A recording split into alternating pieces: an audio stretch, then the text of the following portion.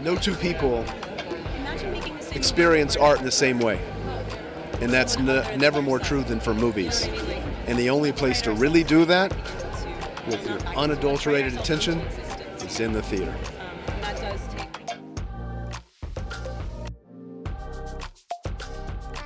Welcome to Bitch Talk. I'm your host, Erin. And I'm co-host Ange, a.k.a. Captain Party. And for more than 11 years, the show has celebrated underrepresented voices in pop culture and beyond. But not in the snore kind of way, which is why our listeners and followers have graciously voted us Best of the Bay, Best Podcast on 48 Hills for 3 years in a row. Three-peat, bitches. If you like what you hear, follow us on Instagram and check out our website, Bitch Talk Podcast, and rate us wherever you listen to podcasts. We're begging you to judge us. When does that ever happen? Oh, you're not going to say anything? Oh, what'd I say? Yeah. Yeah. Okay, on that note, on with the show.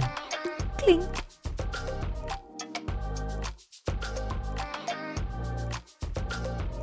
Hey Bitch Talkers, this is Erin here. I am at the SFFilm Awards Night 2025, coming in live with some really fun red carpet interviews. Enjoy. Hi, Anne. Hi, ladies. Hello, how are you? How are you? Wonderful suit. Thank you. Going with the red feels important to do. I love it.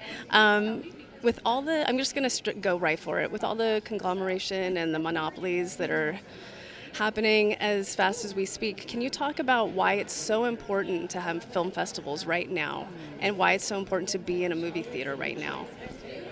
I think the thing that is very interesting about any kind of consolidation, it sort of flattens things a little bit. And to me, less competition is not good. And it's not that you want to pit artists against each other, but that the fewer players that there are, the fewer kinds of voices will be put out into the world. And to me, that's a loss for culture, that's a loss for society, it's a loss for all of us.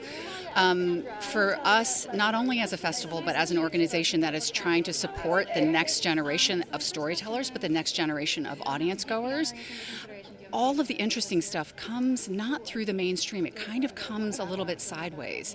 When I think about the films that we're honoring tonight, two of them, Sinners and also One Battle After Another, they come from such indie root filmmakers. Paul Thomas Anderson, Ryan Coogler, obviously they're making very big films as well, but they're such distinctive voices. I also think about The Chronology of Water. It comes from a filmmaker, first-time feature filmmaker, Kristen Stewart, who is very actively trying to pursue a very individual voice, a very unique voice that she knows she can't pursue in the studio world. And then I think about the Springsteen film, Springsteen Deliver Me From Nowhere, which is about the process of making art. You cannot find something more celebratory of the idea of what is individuality, what is something that doesn't necessarily conform to what everybody thinks you want to hear. So I think about maybe less about like what are we going to lose, but why we need to sort of make sure that we are around, that festivals exist, that exhibition exists, that we are creating opportunity not only for new voices to create work, but that we're creating opportunity to bring up the new generation of audience, of kids, of those who are looking to be maybe surprised and a little bit challenged and a little bit inspired in a way that cannot be defined, that cannot be predicted. Did you guys plan this on the night of the Golden Globe Awards on purpose, or? You know, it's so funny. Every year we look at our dates. We've started to occupy, I think, sort of the first Monday in December that is not right after Thanksgiving. And so we usually, it seems to be a good night to do it in San Francisco. It's a very busy season. But then in the film award season, it's incredibly, incredibly busy. And I think last year it might have happened. We had the Golden Globe nominations happen in the morning of our event. And so I don't think we design it that way, but it's a very full season, and it means that there are some excited people, I think, today who are very happy with the news. I was going to say the awards gods are shining down on y'all. Thanks so much for the work you do for SFFilm, and tonight's really exciting, so thank you. Thank you. Thanks for being here. So good to see you, Jessie Fairbanks, Director of Programming for SFFilm. I know, so formal. It's so formal. Very good to see you too, Erin. Okay, tonight's a night to celebrate these wonderful films for SFFilm, but I do want to know, because I have a few in my head, maybe what's the one film you think from this year that's not getting the appropriate shine that maybe you thought would? Well, I'm going to talk about films that are not here tonight just because we're talking a lot about the films that we're honoring tonight, which I all love and support. But I would say some of my favorite films this year are Jafar Panahi's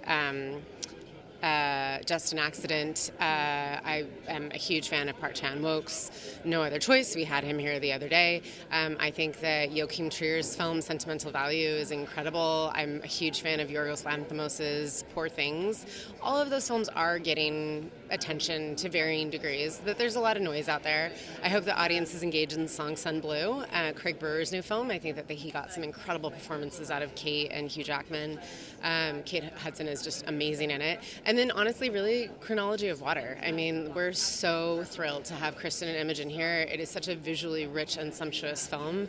And I do think that, it got a lot of attention coming out of Cannes, and now the field is very crowded, and so I'm excited that they're here tonight. They are so eloquent and thoughtful when they speak about the work that they've done in the film, and it's a film by women, about women's voices and women's bodies, and that's a story we need right now. Yeah.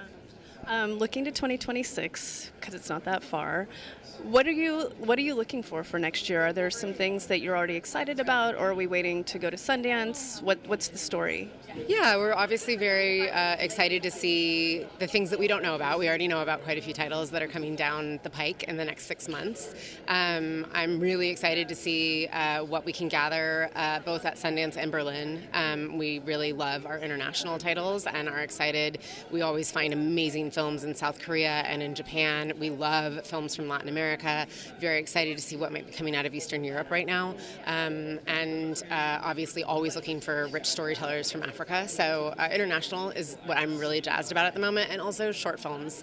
We've had some crackerjack short programs over the last few years. I'm really proud of the team and the curation that they've done. That's led by Jordan Klein, our programmer, and I think that what is happening in short form filmmaking right now is a real anecdote to kind of the death knell that people keep belaboring in conversations about the future of film. So look to short films, because we've got some amazing storytellers that are out there, and they're on their way to making the next great big feature that none of us know that is going to change us all. 100% agree. Thank you, Jessie. Of course. Thanks for being here. Good to see you. Hi. Welcome to Bitch Talk. Hi. Can you introduce yourself out to our audience? Hi, I'm Wumi Masaku, and I'm an actress. And what movie are you in? I'm in Sinners. I play Annie. Well, congratulations on being the baddest bitch in Sinners and in everything. But can you talk about your journey from the beginning of reading the script to filming Sinners to being on this red carpet right now, and how much you've grown and what you've learned about yourself? That's a very long. 1 minute. That's a very, very long question. Can you do bullet points? I mean, personally. I first of all, the script. The first 7 pages that I read was the scene between Annie and Smoke, and I thought it was the most beautiful. I said to Ryan, "You have invigorated a new love for this industry and this craft in just these 7 pages, because I haven't read anything so perfect. I understand these two. I understand so much about these two in 7 pages without it ever feeling like exposition." And that was quite invigorating. And then filming was honestly just a dream. That was just a dream. The whole cast, the crew, New Orleans, it was just beautiful. Magic. It was magic, and it really felt like that. And then what I learned about myself, I learned a lot from Annie. Her spiritual connection, her honesty, her capacity to forgive and love and grieve and hold space for other people and herself, and her wisdom. I felt like I was able to kind of tap in and learn a little bit more about myself through that, and what I'm lacking and where I was lacking, where I wanted to get better and feel more Annie-like. What would Annie do? I asked that a lot. What would Annie do? The first week I learned I need to move slower. I had an accident because I was moving too fast, and I ended up with stitches in my thumb because I was moving too fast. And just my husband said, "What would Annie do?" Oh, that's a really good way to think about it. What would Annie do? And so I think about that all the time, and like, you know, there are other things like decolonizing my mind, and you know, my ideas of hoodoo, voodoo were very much like negative, scary. All I knew was James Bond and the Crucible, and then I found a love and my history, my own personal history in Ifa as a Yoruba woman. You know, there's so many things. So perfect. Thank you so much. I'm going to hand it off over here. Thank you. Hello. Hi, welcome to Bitch Talk. How are you? Good. What's exciting you right now in film? What's exciting me right now in film? I think all the different formats that film is taking. I like the idea actually of what streaming in some ways has done to film, because it allows for different narrative storylines. And I think that's just interesting. I also like short form content as well that's being perfected also through social media. I think that's really interesting. And I also think that that leaves great room for the art and the tradition of, you know, the 1 hour 20 to 2 hour 15 film as we know it. So I think the other thing that's exciting me about film is the revere and respect to directors as artists, and as well as the seriousness that this kind of next generation of young actors is taking their craft and promoting that and owning that sense and pride in perfecting what they do and the art that they put out there. Thank you so much. I think it's pretty cool. Yeah, thank you. Yeah. I'm from Bitch Talk, so welcome. Hi. Can you two please introduce yourselves? Scott Cooper, the writer and director of Springsteen, Deliver Me From Nowhere. And I'm Odessa Young. I'm in it. Scott, I love that your press tour feels like it's an homage to analog. You talk a lot about being an analog, wanting audiences to be an analog. Can you talk about what analog means to you for our audience? It means truth, it means simplicity, it means imperfection, all the sort of things that I am seeking in my movies, because life is messy. And when I don't see it and somehow projected in cinema, I feel artifice. I think, how do I live in analog? I still handwrite a lot, read a lot of books, not Kindle. I do that too sometimes. But I think that you can always tell when you're watching a film that there is a mystery that analog creates, be it whether the movie is shot on film, be it how certain things in production were prioritized. I think you can also always feel a texture that creates a mystery. You don't quite know what's happening to you. You can't see all of the secrets. There's still shadows, and I think that that's what I love so much about Scott's work specifically as well. So I skipped out on work one day and went to see Crazy Heart in the theater. Whoa, And thank you. Oh yeah, no. But I'm only talking about that because it was wonderful to be in a theater on a weekday, but also you've been talking a lot about being in a theater and going to a theater and what that feels like. So can you talk about that? When I first started going to a theater and then going repeatedly, when I knew that film was something that was touching me in ways that other art forms wasn't, it felt safe, it felt exciting, it felt, in some sense, daring.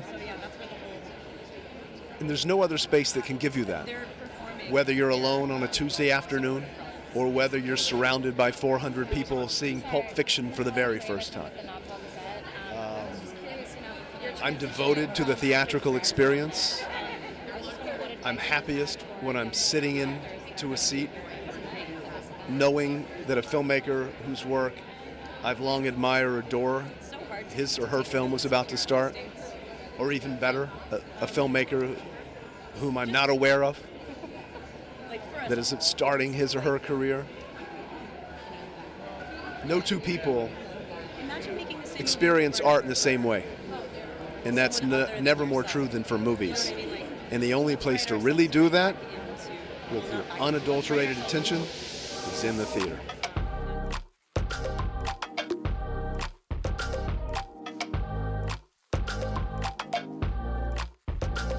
Thanks for joining us on today's show.